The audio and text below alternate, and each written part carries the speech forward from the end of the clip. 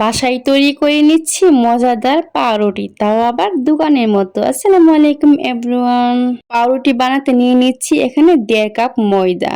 1.5 cup ময়দার সাথে কিন্তু দিয়ে দিচ্ছি 1.5 চামচ ইস্ট, বেকিং পাউডার দিয়ে দিচ্ছি 1/2 চামচ, লবণ দিয়ে দিচ্ছি 1/2 চামচ, চিনি দিয়ে দিচ্ছি প্রথমে 1 চামচ, দিয়ে দিচ্ছি 2 চামচ। তো আমি এখানে 2 চামচ চিনি ইউজ করেছি। এবার দিয়ে দিচ্ছি গুঁড়া দুধ 1 চামচ। এবার আমি নিয়ে নিলাম হালকা কুসুম গরম পানি। এবার এর মধ্যে অল্প অল্প করে দিয়ে আমি মাখিয়ে নিব। এই তো অল্প অল্প পানি দিব আর মাখিয়ে নিব। তো আমি একটু আঠালো টাইপের ডো করে নেব, বেশি শক্ত হবে না, আবার কিন্তু বেশি নরম হবে না। আর পানিটা আমি কিন্তু হালকা কুসুম গরম পানি নিয়েছি। এ পর্যায়ে কিন্তু আমি এখানে 2 চামচের মতো তেল ইউজ করে নেব। আমি এবার মাখিয়ে নেব। তো এই তো আমি কিন্তু এরকম একটা ডো তৈরি করে নিয়েছি, একটু আঠালো টাইপের থাকবে। এই তো আমার ডো তৈরি করা শেষ। এই যে এরকম নরম থাকবে কিন্তু। এবার আমি রেস্টে রেখে দিব আধা ঘন্টার মতো। এবার আমি একটা ঢাকনা দিয়ে ঢেকে রেখে দিচ্ছি। আধা ঘন্টা পরে আবার ফিরে আসছি। এই তো আধা ঘন্টা পর চলে আসলাম। এবার ঢাকনাটা খুলে দেখে নিচ্ছি। এই যে ফুলে কিন্তু দ্বিগুণ হয়ে গিয়েছে। এবার আমি ভিতরে যে বাষ্প ওইগুলি বের করে নিচ্ছি।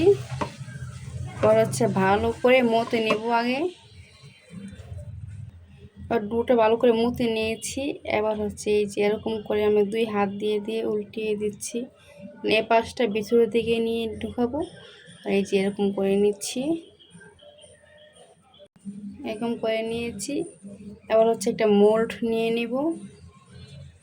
এবার আমি যে একটা লম্বাটে মোল্ড নিয়ে নিয়েছি। এবার তেল ব্রাশ করে নিব মোল্ডে। এই তো মোল্ডে কিন্তু তেল ব্রাশ করে নিয়েছি। এবার এই তো মোল্ডে কিন্তু আমি এই যে এই ডোটা দিয়ে দিলাম পাউরুটি তৈরি করার জন্য। তো আমি মোল্ডে এরকম করে ছড়িয়ে দিয়ে দিচ্ছি, যাতে পাউরুটিটা পরে ফুলে যাবে। কিন্তু আমি এই যে এরকম করে ছড়িয়ে দিচ্ছি, এই যে এরকম করে। তো এই তো আমার কিন্তু ছড়ানো হয়ে গিয়েছে। এবার আমি আরও আধা ঘন্টা রেখে দিব রেস্টে।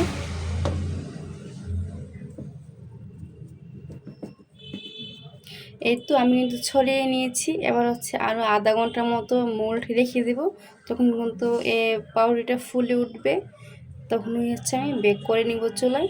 তো আধা ঘন্টা পরে আবার ফিরে আসছি। আধা ঘন্টা পরে চলে আসলাম কিন্তু। এই যে ফাইনাল লুক দেখেন কেমন হয়েছে। তো আমি একটা ডিক্সির মধ্যে এই যে মোলটা রেখে তারপর একটা ঢাকনা দিয়ে রেখে দিয়েছিলাম। এই তো আধা ঘন্টা পর কিন্তু ফুলে গিয়েছে। এবার কিন্তু আমি চুলায় বসিয়ে দেব। এ পর্যায়ে কিন্তু আমি দিয়ে দিচ্ছি এই যে সাদা তিল। কিছুটা সাদা তেল আমি উপর দিকে ছড়িয়ে দিচ্ছি সৌন্দর্যের জন্য। এই তো সাদা তিল কিন্তু উপর থেকে কিছুটা ছড়িয়ে দিয়েছি। তো এই তো ছড়িয়ে দিয়েছি। আবার কিন্তু চুলায় বসিয়ে দেব। এই তো চুলায় কিন্তু আমি ডিক্সির মধ্যে বালু দিয়েছি, তার মধ্যে কিন্তু একটা স্ট্যান্ড দিয়েছি। এবার আমি যে পাউরুটির মোল্ড ওইটা এই যে দিয়ে দিচ্ছি স্ট্যান্ডের মধ্যে। এই স্ট্যান্ডের মধ্যে কিন্তু এই মোল্ডটা বসিয়ে দিয়েছি। এবার একটা ঢাকনা দিয়ে আমি রেখে দিচ্ছি।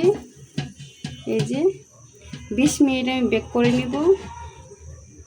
আর এই যে চুলার আঁচটা কিন্তু আমি হাই রেখেছি। এবার কিছুটা কমিয়ে দিব। তো এই যে এরকম মিডিয়াম টু লো হিটে কিন্তু আমি বেক করে নিব। এই যে চুলা 8 মিনিট পর আবার ঘুরে 20 মিনিট পর আবার ফিরে আসছি। এই তো 20 মিনিট পর আমি ঢাকনাটা সরিয়ে নিলাম। এই যে এবার পাউরুটিটা আমি উল্টিয়ে দিব। সামনে কিন্তু কালার আসেনি, তার জন্য কিন্তু আমি উল্টিয়ে কালার করে নেব কিছুটা। এই তো নামিয়ে নিচ্ছি, নামিয়ে আমি উল্টিয়ে নিচ্ছি কিন্তু। এই তো আমি কিন্তু উল্টিয়ে নিয়েছি। এবার আবার ঢাকনা দিয়ে 5 মিনিটের মতো বেক করে নেব, দেখি কালার আসে কি না। 5 মিনিট পর কিন্তু এই তো 5 মিনিট পর কিন্তু আমি এই যে নামিয়ে নিচ্ছি। নামিয়ে দেখব ভিতরে কি অবস্থা, মানে কালার আসছে কি না ওই সাইডে। তো এই তো আমি কিন্তু ঢেলে নিচ্ছি। এখনো কিন্তু অনেক গরম আছে। এই যে নামিয়ে নিলাম।